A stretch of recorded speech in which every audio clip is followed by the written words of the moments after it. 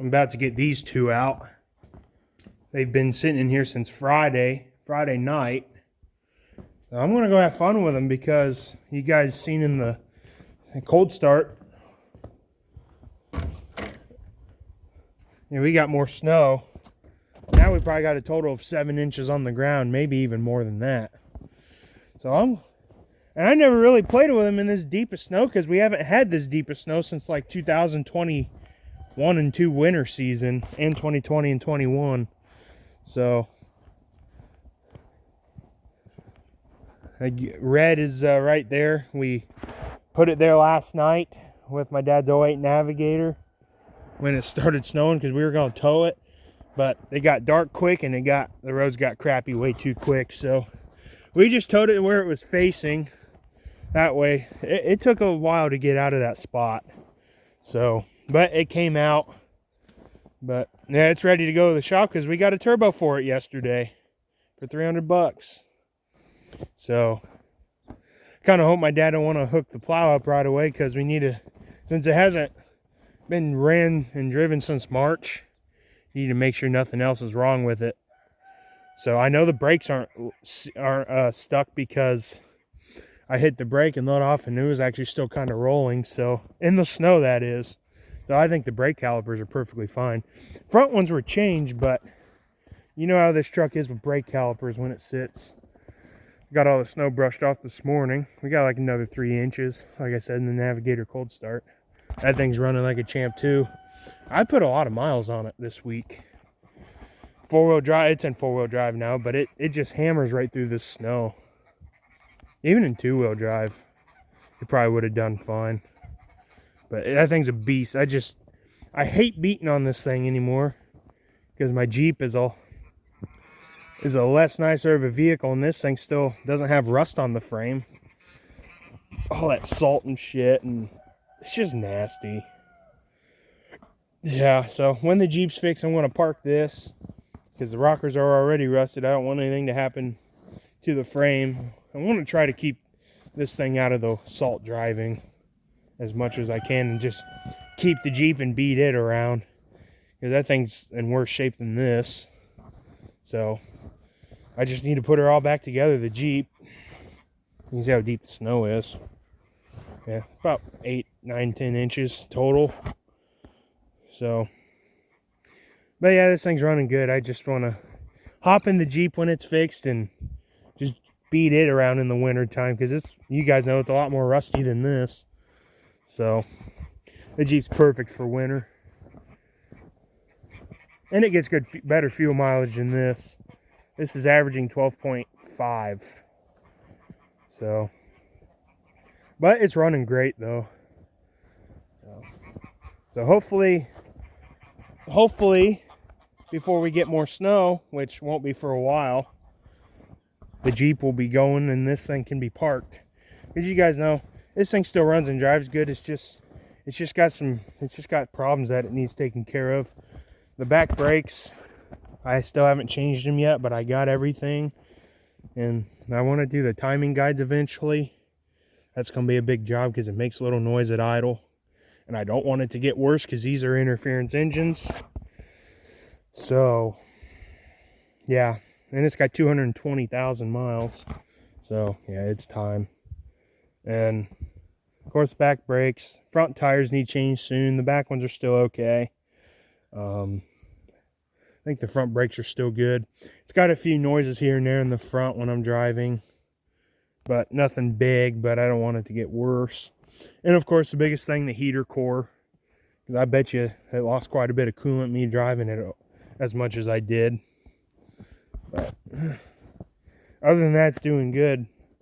And I don't know if I told you guys, but I bought new wheels for it. I'm keeping these 18s still. But I'm like, you know what? But I wasn't expecting on buying them. Because we were at Gill's Junkyard last week, and because last week was their final week to be open.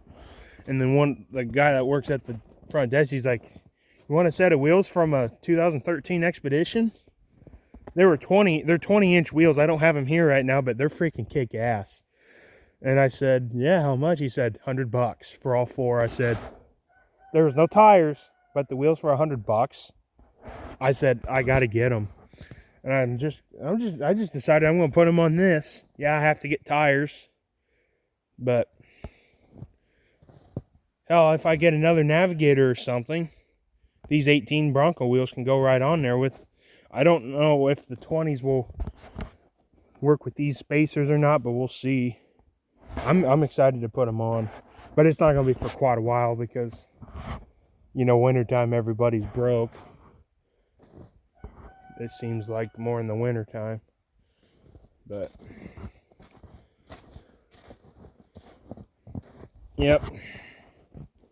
I think those 20s will look good on these 18s. Still will kick ass. I want to get another Navigator.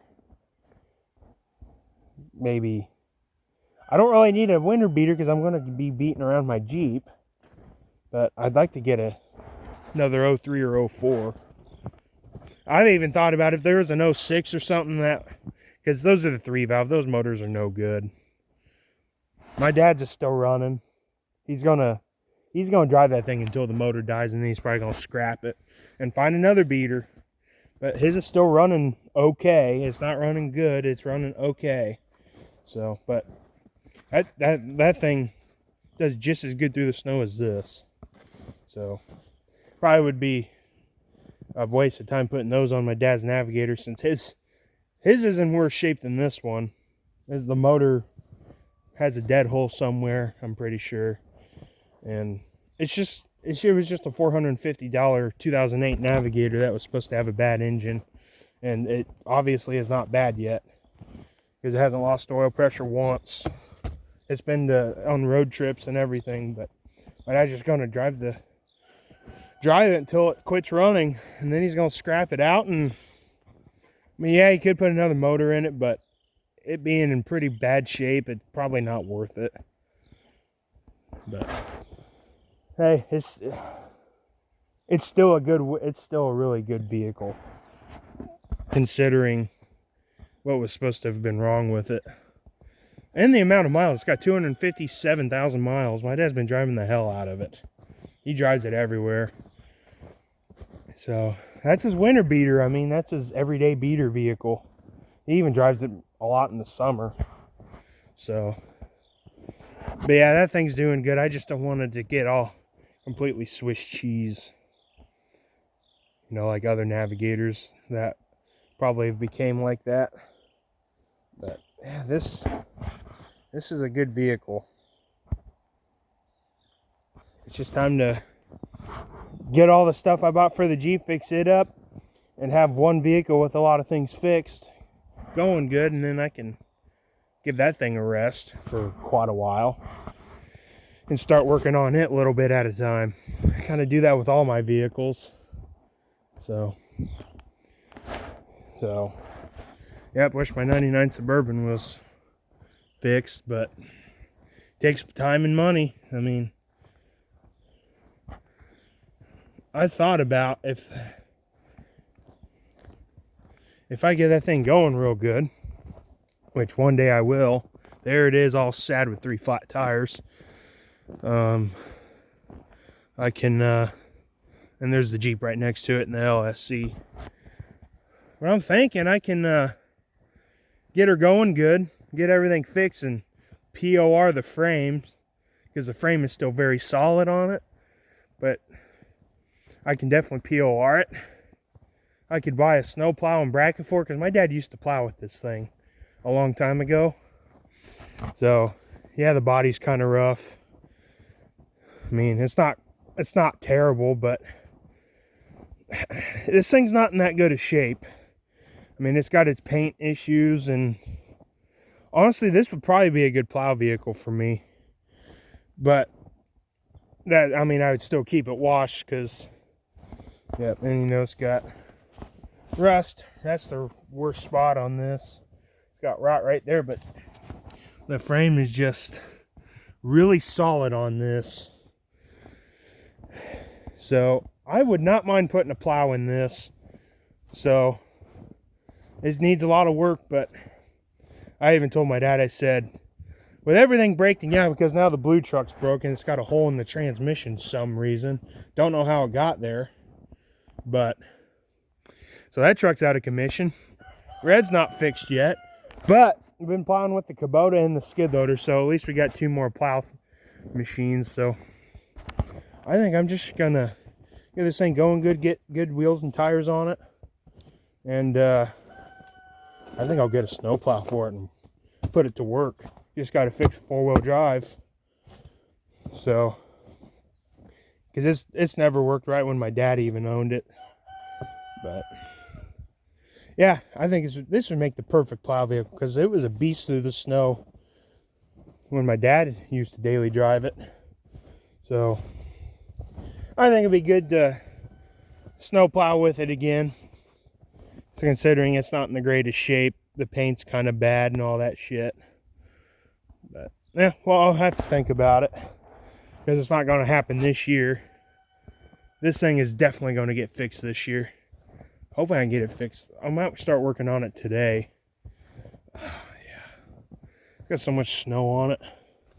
Yeah, like I said, all the parts are here.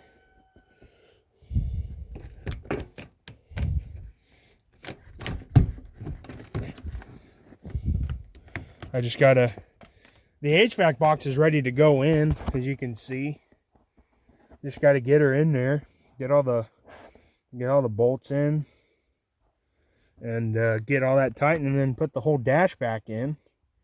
And then I need to flush the cooling system, which can't really do it in the cold because it's nasty. So yeah, I'm gonna have to figure something out, because I do want to flush the cooling system really well, even though it was done before, but it's still nasty. Get some of that chemical flush that they sell. So I think it'd be good.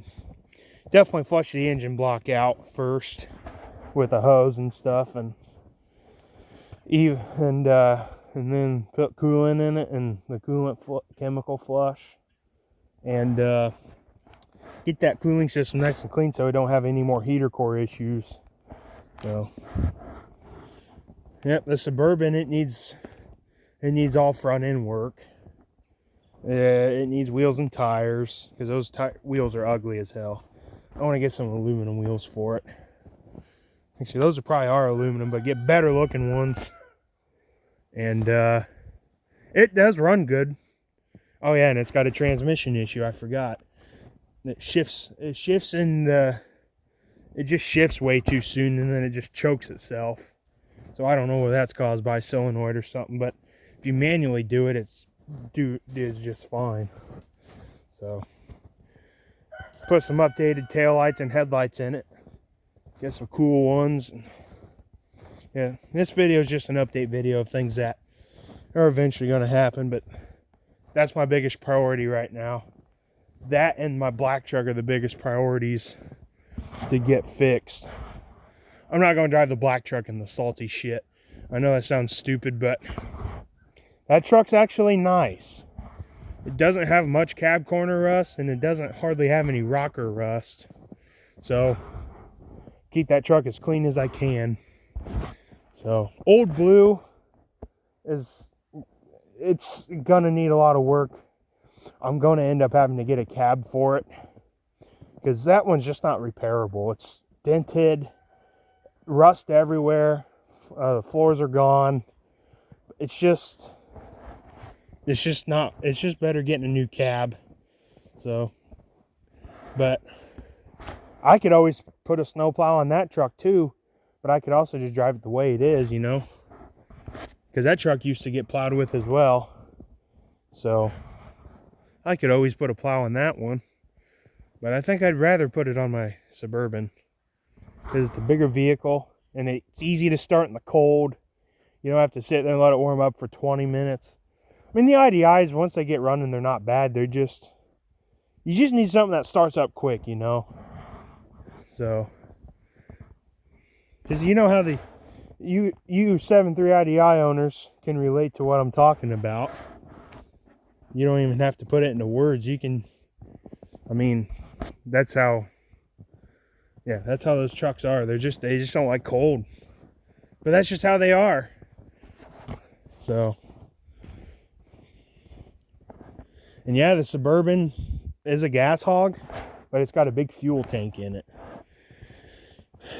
but it doesn't have a working fuel gauge. So, yep, that's that.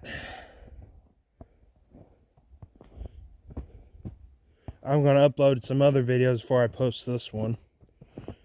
So, this is the time to do it, because I'm not doing anything this second. I'm going to take the machines out, but I can always wait on that. Because this snow probably won't melt. This snow's not going to melt tomorrow, so. It's supposed to be below average temps the next 10 days. So, yeah, this snow ain't going anywhere soon. Unless the sun comes out, it'll melt a little bit, but I don't think it's coming out today. So, alright, I'm going to go inside and get a few things done and get some UTV videos. Won't have no Honda Big Red videos because it's at the shop and it's got a gas leak and it's got an oil leak. So that thing kind of down right now. So I'd rather just drive the HTS and Landmaster. Good thing is they both got snow tires. If the HTS gets stuck, I could probably tow it out with the Landmaster because the Landmaster's got manual diff lock on it. So, alright guys. I'm going to get out of here. Upload some videos before I post this one. So, alright guys.